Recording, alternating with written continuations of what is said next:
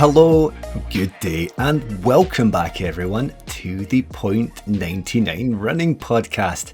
I am, and always will be, your host and running companion, Mr. Steve.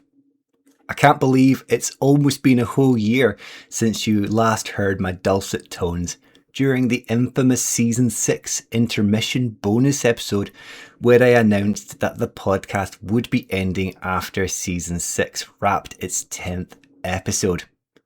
That is possibly why it's taken me quite so long to come back. It's easier to prolong the inevitable than it is to see that sad day come. Truth be told, however, a lot has changed since the release of the last full episode with John Hughes, and even since the catch-up bonus episode last March.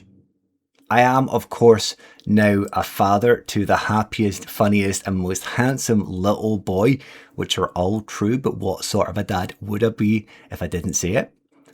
But apart from being kept busy with a growing family and everything that goes along with it, work life took another change in direction during the absence.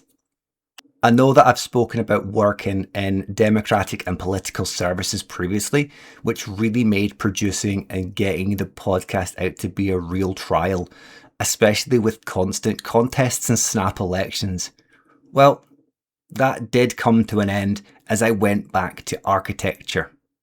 Life, especially work life, is never quite that straightforward though, as my 18-year stint at the drawing board came to, let's call it, a temporary end as I moved up in the world to a new full-time position, which aligns more with my expertise and experience these days.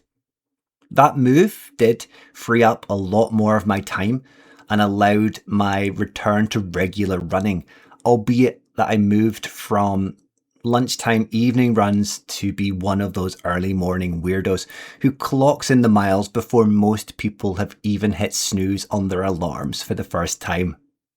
I have to admit, the transition to becoming a 6 a.m. runner wasn't exactly easy or enjoyable, not to begin with at least, but it is something that I've really begun to enjoy, especially as it gives me plenty of time with the family before the bedtime routine. And I get to make the most of the time when everyone's sleeping and savour the brighter mornings creeping in again.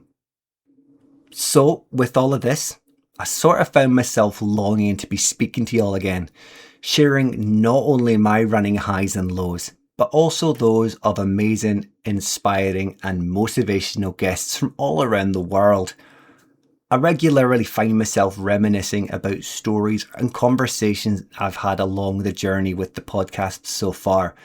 From the early days with Runnerman Steve, as we found our formative steps in the podcasting world, and then having the podcast featured in the Scottish Herald article by Susan Swarbrick Dimmock, while also speaking to such talented and utterly humble and inspiring people like Omar Stanley Pisodes, A.B. McCracken, Emma Coffey and Tanya Carmona, to name just a few.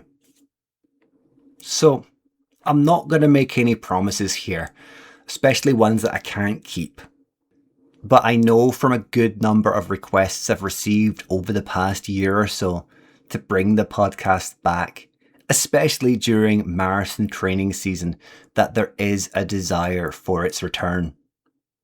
So here we go. Here's the announcement that some of you have been wanting. I'm going to try my best to get things going again, as I personally have a lot to share this year. I've committed to quite a heavy calendar of events in avenues that I've not really tackled before, and I guess it would be a great opportunity for me to share my progress in training with you all, while also selfishly using it as an opportunity to interview people who I can garner a lot of information and experience from, while also sharing all of that with you. I will admit that during my absence from the airways, my mentality hasn't always been exactly positive, especially over the tail end of last year to the start of this year. I had a lot of thoughts, feelings and emotions that have likely built up for some time finally come crashing in on me. I'm not too ashamed to say that it was most likely depression, but I had the right people there to see the signs and offer me support, with running being the true crutch that helped get me going again. But while I was on the air all that time ago, I never found that I had that issue. I always found the guests I was speaking to or the feedback I was getting was giving me that positivity and helping me be me, helping me feel normal. So hopefully a return to the airwaves might see that stabilising once again. But I have felt myself of late. Don't worry, I am back to my usual self. The part that I am sort of ashamed to admit, however, is that the foremost cause of that cacophony was turning 39. That's going to sound really silly to some of you, and I know it is.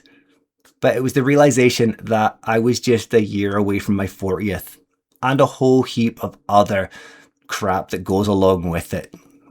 With the support of those that I've kind of hinted at, and remembering that age is just a number, I've really found myself being okay with the fact that I'm turning 40 this year. It is just a number. It is just another milestone to tick off and a celebration to be had towards the end of the year. But that does help me circle back to my busy year, because what better way to distract yourself and to see in a new milestone age than to throw yourself into a couple of ultras, a marathon, and perhaps a duathlon as a starter for 10. Over the course of 2025, I didn't really run all that often. I only had 2 races bagged, one of which I tried to drown myself while pushing for a half marathon PB, only to fail both. But then I pivoted to training a friend of mine who not only conquered his first 5k, but also then smashed his first ever race and 10k. But perhaps I maybe broke him a little bit along the way, as he's not run that much since. So this year, for me, it's going to be a lot of racing, a lot of hard work compared to last year. With the knowledge that fitness and the right preparation is needed for not only a marathon, but anything in advance of it, I've committed myself to work harder than ever this year to get stronger, fitter, and better than I have ever been. I've already seen my fitness numbers return to levels I haven't seen or felt since prior to the Amsterdam Marathon in 2023. I'm feeling more alert and I'm ready to go most mornings, ready to smash out whatever session I have planned for myself. I'm not yet cracking the whip too hard, as I don't want to burn out even before I get going, and I certainly do not want to be injuring myself, but things are going to be ramping up before I know it. I've also started regularly attending the gym of all places. I know, what a strange place for me to go.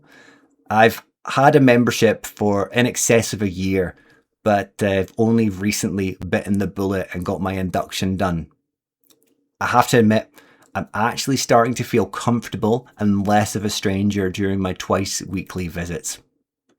With the gym work and the running combined, it should help me overcome each of the events as they arrive over the course of this year, with the first being a local marathon in April that I've said I'll gladly pace for a very good friend of mine who would like to beat her personal best, and I feel I can help her achieve that while also repaying her for her support recently.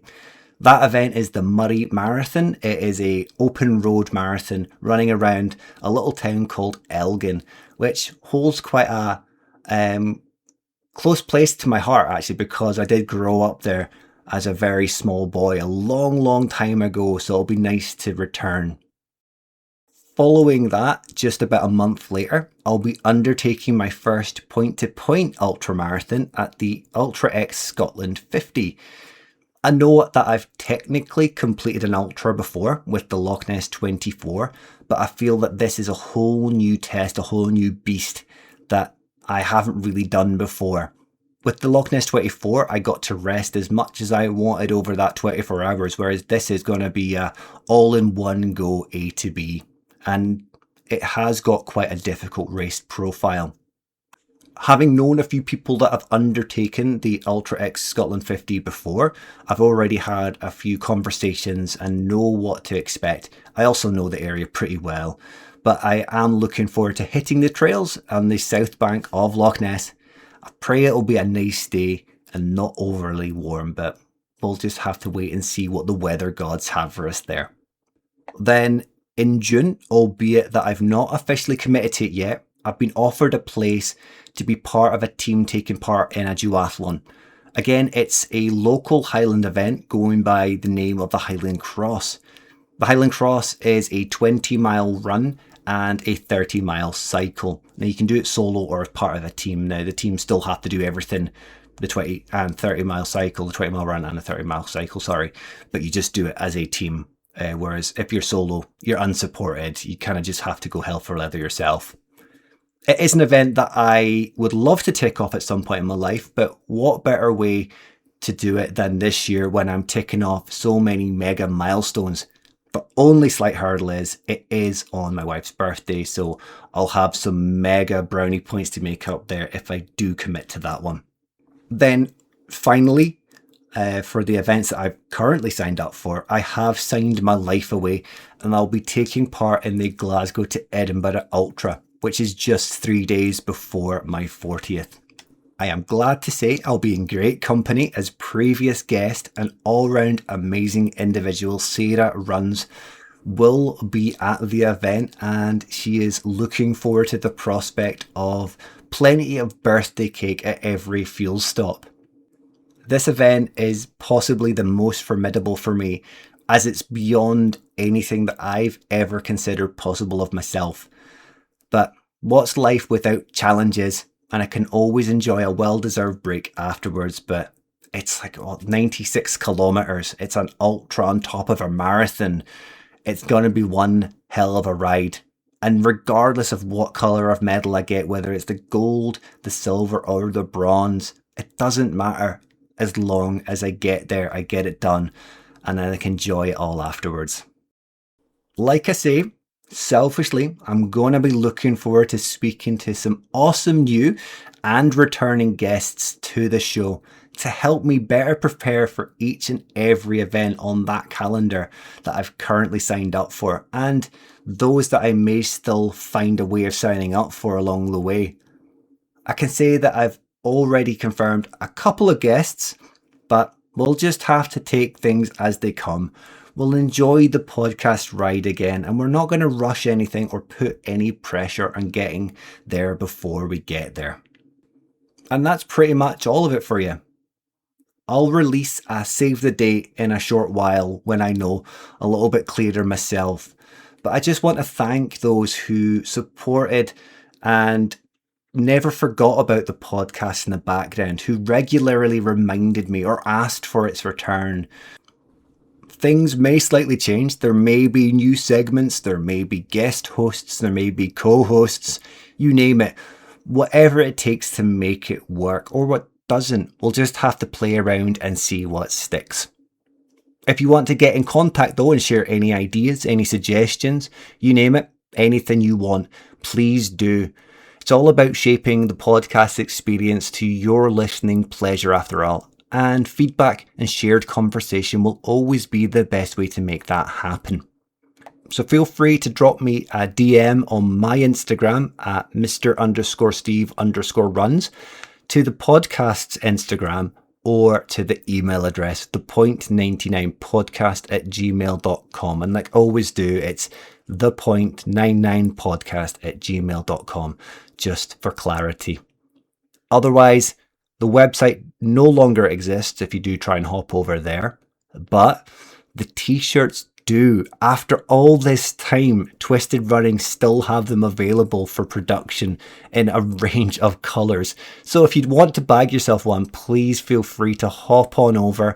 The money stays with Twisted Running. They're an amazing company. They always have been, and they've supported us from their early days. So I can only encourage you to go and support them. It's fantastic quality clothing. All the t-shirts I have from them, not only podcast ones, are so hard wearing. They're such good quality and they're nice and soft and breathable, and they don't stink afterwards as well. But with that, that is me done for now. Stay tuned for the official return date. But until then, and as always, stay safe, enjoy your runs, and you will hear from me soon.